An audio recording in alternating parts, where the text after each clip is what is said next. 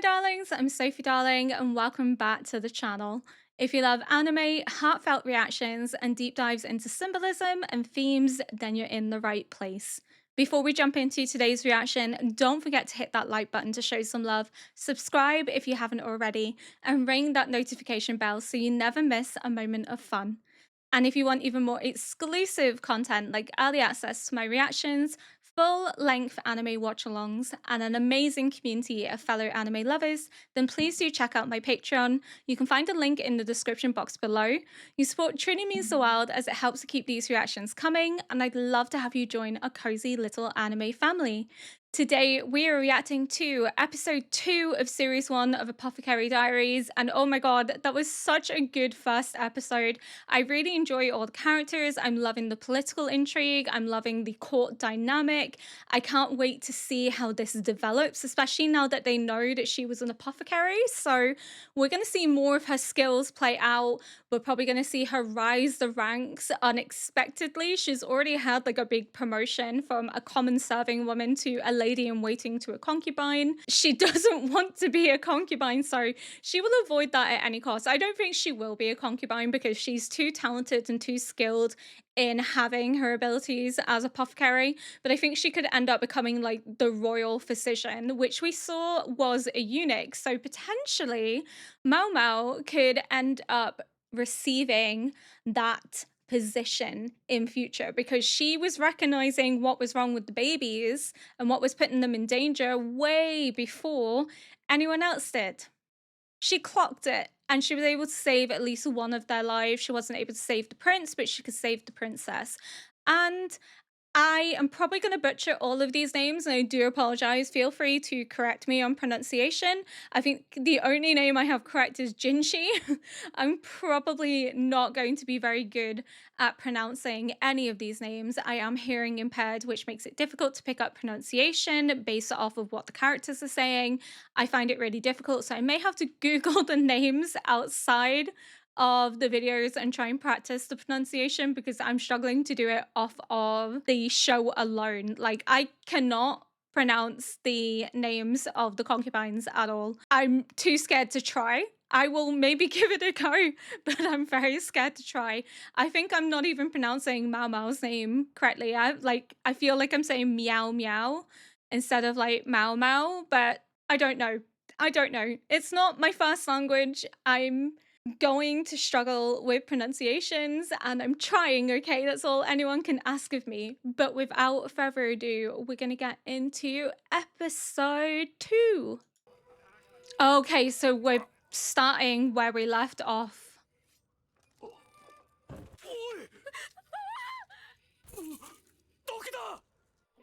まずは兵士の手当てを。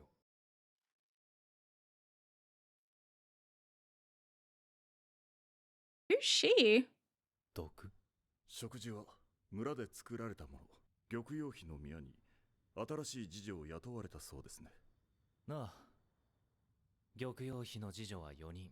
Gyokyo? 同じ上級妃のリファ妃が10人以上連れているのに比べると少なすぎる。 10?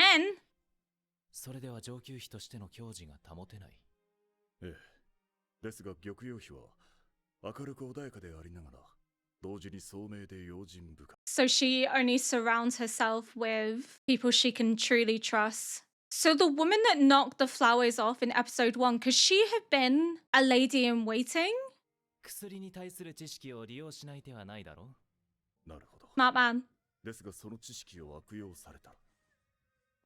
悪用できないようにすればいい。簡単なことだ。念のため、色目でも使っておくか。 You're a eunuch. She's not gonna fall for it. She seems really like romantically avoidant in general. じゃあなんで来た？暇なのか？ She's just not gonna understand any of this. しっかり使えるように。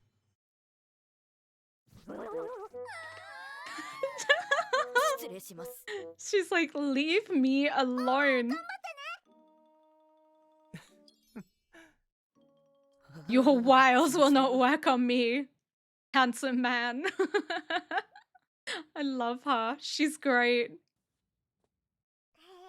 Oh, she's such a cute baby. お待ちしておりました。マオマオ。シャオリンも歓迎してるみたい。 Xiaoling. 今日から She is so cute. 紹介するわ。翡翠宮の侍女たちよ。みんな集まって。はーい。はじめまして、インファです。わからないことがあったら聞いてね。こんにちは、グイエンって言います。よろしくね。Oh, they all seem so sweet. どうぞよろしくお願いいたします。マオマオです。お世話になります。翡翠宮では下女を雇っていないので、毎日私たちが手分けをしてやっているの。じゃあ私も。あなたはお部屋で休んでいて。Because they think she's injured. 特別なお仕事もあることだし。特別な仕事。マオマオ、部屋に案内するわ。Special. What's the task? They seem to know something that she doesn't know. きっと故郷で親から虐待されて Oh, 高級へ売り飛ばされたのね。 they're so あ sweet. んな辛い仕事を。なんてかわいそうな子。 What terrible job. Do they think she was like a concubine in a brothel or something? 随分と出世してしまったな。You really have. Damn. もともと少数精鋭だった翡翠宮。新入りが来ていい顔をされないのは分かってた。だけどあの目は。同情？なぜに？毒味役。 Oh, that's her special task. 毒味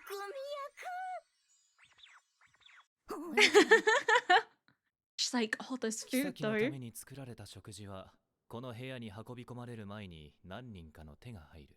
現に玉葉妃の妊娠が分かった頃、2回ほど毒が盛られた。 Oh, 当時の毒味 wow. 役だった次女は神経をやられて今も手足が動かない。 Imagine doing that to a pregnant それで woman. 次女たちは同情を。花町の家にいた頃は実験と称し腕でいろいろと試してきた。またサイエンティスト。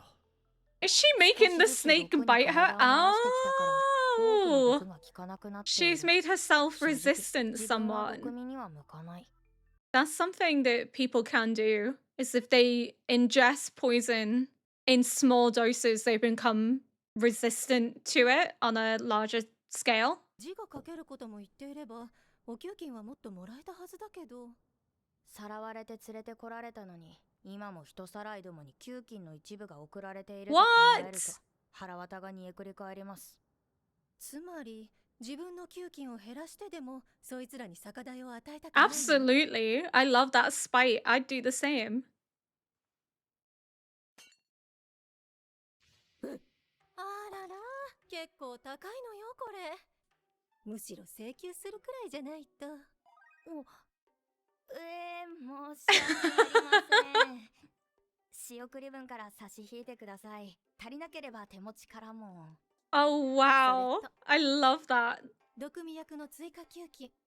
They're devising ways to make sure the kidnappers don't financially benefit. 人さらいたちに金が渡らない分、得をしたことになる。 Ah, she's so nice.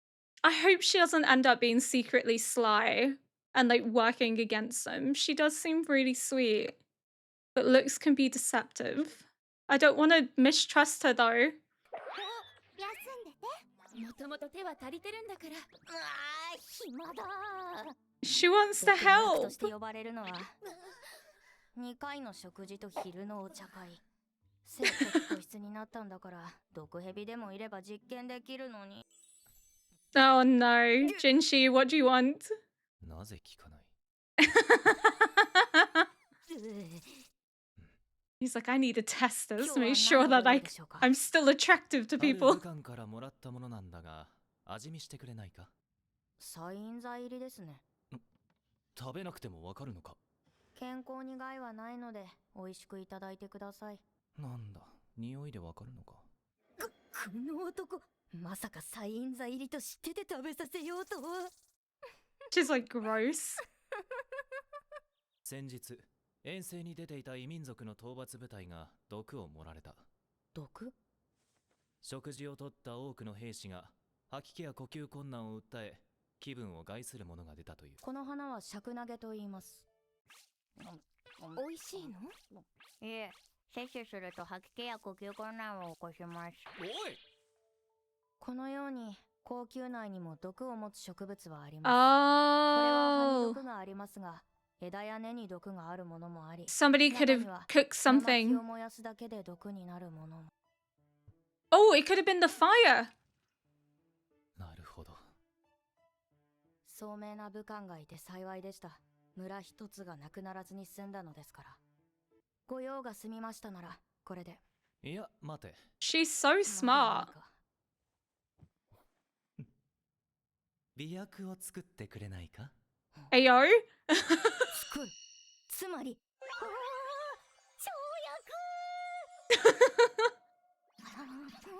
She's like, yes, let me make drugs. Let me do something with my hands. I'm bored. それに準ずるものなら作れます。 I love her. She's great. 執務室へ戻るところです。何か用でも？部屋でお茶でも。あいにく仕事が残っていますので、失礼します。 He's also a eunuch. 女官たちは気づいていないのでしょうね。ジンシ様が市場への忠誠を図る試金石であると。帝のお通いがないからと、他の男を寝女に引き入れようなど、不心得も甚だしい。帝に対しての忠誠心、貞操観念が必要だ。それを見極めるために、ジンシ様を高級に置き美しさを利用する。Oh, Jinshi's a test to the concubines 使えるものは使うさ。 to see if they'll 自分 fawn を欲情 over の相手 him. にしないばかりか、あんな目で。あんな軽蔑した目で見られたのは初めてだ。 He's like, I love her. She doesn't fawn over me. She's the only one. Must be such a relief. それでは行ってきます。頑張ってね。はい。 I love the little cat ears that keep showing up. Is that because her name is Mao Mao? 失礼します。 But it's so や cute. ぶいショット。マオマオ様、改めまして、ガオシュンと申します。 Oh, someone's jealous? Especially because she's a woman. ここにあるものは自由に使っていいと言われています。 Oh. It's probably more ingredients than she's ever seen in her life. それは呪いの舞か何かか？あ、これは何だ？カカオです。足りないなら用意すればいいだけのことだ。でも、西のさらに南方で取れるものです It's rare. 交易品を探せば見つかるだろ牛乳とバター、砂糖、蜂蜜と粉末のカカオ。高級品ばかりね。一体何を作るのかしら。 An aphrodisiac. じゃない？あなたたち何してるの？仕事に戻り The show is so 契 good. 約の跳躍。一度だけカカオを食べたことがある。チョコレートっていうの。マオマオ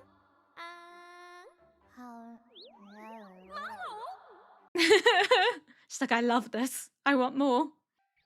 少し余ったな。あ、そうだ。 Oh no. これなら冷やす必要もない。 Oh, I thought she was gonna eat some of the aphrodisiac by accident. 洗い物でもするかな。 No, she's not that silly. Someone's gonna poison it. She's left it out in the open. Someone's gonna poison it. ここにも、あそこにも。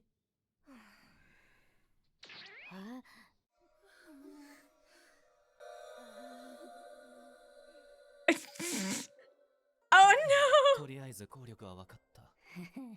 で、どういうことなの？どうと言われましたno. It's not poison, it's just 大丈夫 aphrodisiac. です。見せていた。じゃあこっちは何なんだ？ Yeah. 私の夜食です。 Wait, what? 酒や刺激物に慣れていると、効き目はそれほどありま Oh. But と she いうことは still 私が食べても made 問題ない them のか？ with the aphrodisiac. せん。張飛の前でなんて不届きな発言なんだ。けど万が一あの顔が頬を染めながら迫ってきたら、男女問わず理性のタガが外れかねないだろうな。By you. 顔だけは無駄にいいから。今度帝のために作ってもらおうかしら。マンネリ防止に。いつもの競争剤の3倍は効くと思いますけど。3倍持続の方かしら。He'll never stop. それから使用するのは意中の相手と二人きりの時にしてください。 What is he intending to use it for? あの子、薬を作れるんですね。 Or is it just to test her skills? やっと終わっ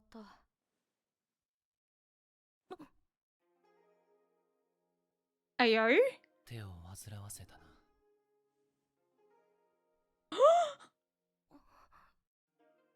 Jinshi, what the fuck, man? ありがとう。 He's still trying to test her, isn't he? Or is he just trying to wind her up because he finds it funny?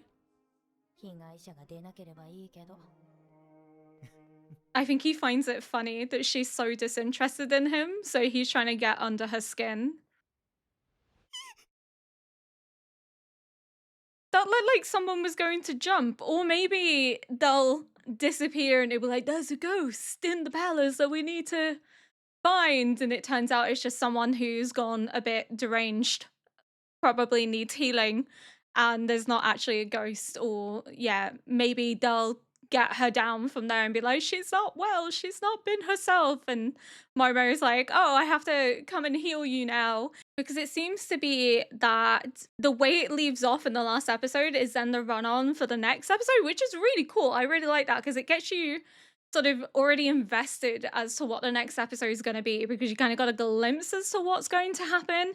But I find it so interesting that the Emperor has sent Jinshi here to kind of be a test to the concubines and the other women that are serving them, that if they're not loyal to the Emperor and they're not remaining chaste and they can be easily swayed and have their attentions move elsewhere, then they are not women worthy of the Emperor. So I think it's incredibly clever. But I love how the guy that serves Jinshi is like, oh, but it must be really taxing for you because he has to deal with all these women trying to seduce him and fawn over him.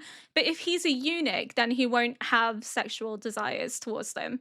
And I think what he's doing with Momo is part of winding her up, because he knows that she finds it gross and he thinks it's funny because she's the only one that doesn't get under his skin. But I won't lie, that was it was a bit hot and heavy. But I feel as if there's going to be quite a few moments like this. There's going to be some increased sexual tension between the two of them. But I do like that he recognizes her value and her skills, that she can detect things through scent alone, and is giving her the freedom to explore and get her hands busy by making the aphrodisiac, showing that she can make medicine, that she's incredibly talented. So she'll have more room to develop her skills and experiment.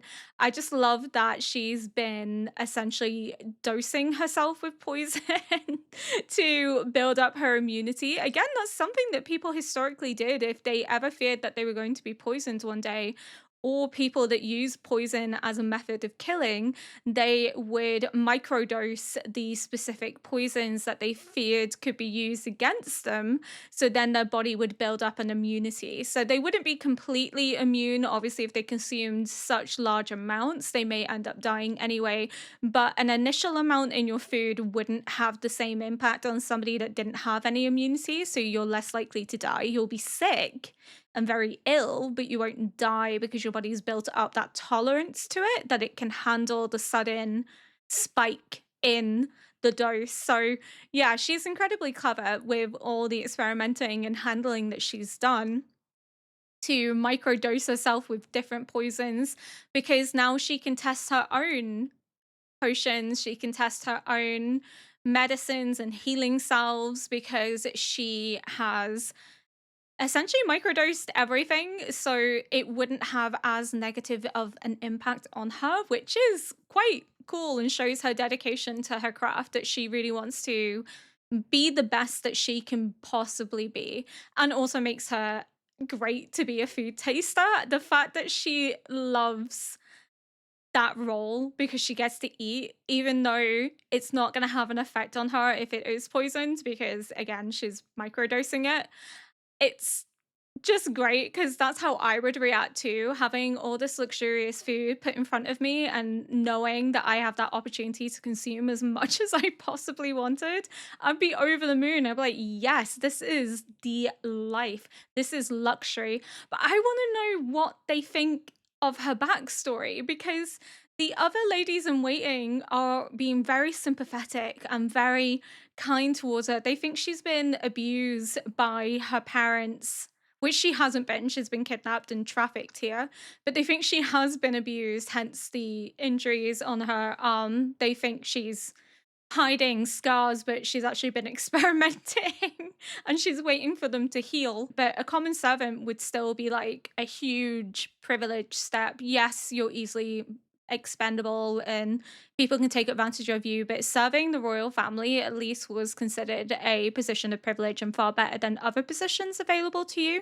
So yeah, I want to know what they think of her background. The head lady in waiting now knows about her situation to the point that she gets a wage that's completely separate and they don't get anything from it, the kidnappers. But now they're damaging things on purpose so that the kidnappers get billed for it, meaning they won't ever really earn anything from the money that Momo makes. I just love the dynamic of this show. It's so interesting, it's beautifully animated, the music's really good, all the characters so far are really well written and interesting and make me want to know more. But I'm thinking then that the lady in the first episode that got rid of the flowers that were going to Liha, I can't say her name, but the concubine that had the prince must have been a lady in waiting because they said that she has over 10, whereas the other concubine only has a select few, which is seen as undermining her status because she doesn't have as many. So it's seen as she's not as favored, but she's just very selective on who she has around her because she doesn't just trust anyone. And based on how lovely and kind these women are, I think that's the smarter way to be. Like, she knows that court life can be incredibly dangerous, incredibly brutal. So she's only keeping women around that she knows she can trust with her life, especially when it comes to her daughter and any other children that she may bear the emperor. She wants to make sure that everyone in her household is loyal to her. Whereas if you've multiple ladies in waiting, you don't know how loyal they are to you. You don't know if they would be looking to usurp you, if they'd be looking to undermine your position, if they're collaborating against you, if they're jealous to the point that they want to cause you harm. We know that her son died and that the flowers could have saved her son if she had received the note and that was disposed of. I don't know if it was disposed of because they knew that the note could have helped, or if they just were jealous that the flowers were being gifted and thought, well, she doesn't deserve them, and then wanted to get rid of them. I don't know if she did it intentionally with the idea of harming the prince, or if she did it out of jealousy and spite because she thought maybe they were a gift from the emperor and she didn't want her to receive this because she's jealous of the attention that she gets from the emperor and maybe wants that attention for herself. But it's going to be interesting to see how this all plays out because there seems to be a bit of a mystery going on in the background. Like, the heirs of the emperor are all dying. Well, not just the heirs, all his children are dying. We don't know why they're dying. And it seems as if there is a lot going on in the background in terms of political intrigue. There's also the mention of fighting barbarians. So that may come into the picture again, and also the little sexual tension between Momo and Jinshi and his frustration that she doesn't fall for his wiles, his flirtation. It's just so amusing. I really like the fact that she doesn't find him pretty. I mean, she recognizes that he's handsome, but she doesn't fawn over him. She's not like head over heels, love at first sight. She's very standoffish and is like, this is gross. I find that far more interesting and fun of a dynamic than a female main character that's just head over heels with the first good looking male interest that comes into the picture. So I think this is going to make for some really enjoyable watching. I love this show already. This is such a good dynamic and interesting anime. I haven't watched anything like this so far, and I really enjoyed the voice acting, enjoyed the characters, I enjoyed the animation. I think this is going to be a strong contender as to being possibly in my top 5 of favorite animes. And not that I've watched 5 animes, I've only watched 3 animes: Attack on Titan, Death Note, Frieren. Yeah, so 3 so far. Full Metal Alchemist Brotherhood and Apothecary Diaries would be 4 and 5. But I'd say if I had watched more, this could possibly end up being in my top 5. It's really interesting, and I love the mystery element that's being threaded through. And then the courtly dynamic. So we have the political intrigue and then the mystery as to who is potentially harming the Emperor's children going on in the background. But I think that's all I have to say for today's episode. Thank you so much for watching. If you enjoyed this react, please consider liking, subscribing, and leaving a comment below to help boost this video into the algorithm. And until next episode, bye!